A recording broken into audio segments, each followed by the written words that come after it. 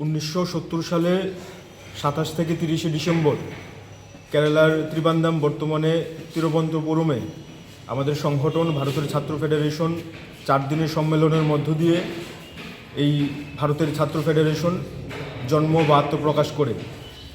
এই সংগঠন জন্ম হওয়ার পর থেকে সবার জন্য শিক্ষা চাই, সবার জন্য কাজ চাই, এই স্লোগানকে সামনে রেখে আমরা সারা বছর 365 দিন আমাদের সংগ্রাম, ছাত্রদের পাশে থাকার জন্য আমাদের লড়াই সংগ্রাম আমরা করে থাকি। প্রত্যেক বছর এই দিনটিতে আমরা বিশেষভাবে তাৎপর্যপূর্ণভাবে আমরা আমাদের প্রতিষ্ঠা দিবস পালন করে থাকি এবং যারা স্বাধীনতা, গণতন্ত্র, সমাজতন্ত্রের পতাকা ঊর্ধ্বে তুলে ধরতে গিয়ে শহীদের মৃত্যুবরণ করেছে তাদের প্রতি আমরা শ্রদ্ধা নিবেদন করি।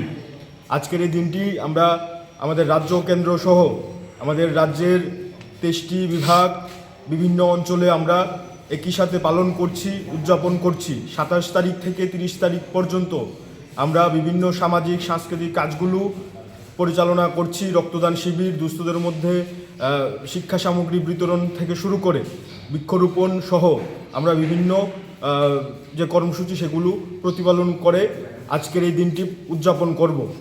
আপনারা জানেন যে এই সময়ে আমাদের দেশের মধ্যে যে অবস্থা চলছে বিজেপি আরএসএস এর মাধ্যমে, এবং আজকে আমাদের শপথ নিতে হবে আমাদের দেশকে রক্ষা করবার জন্য, দেশের শিক্ষা ব্যবস্থাকে রক্ষা করবার জন্য।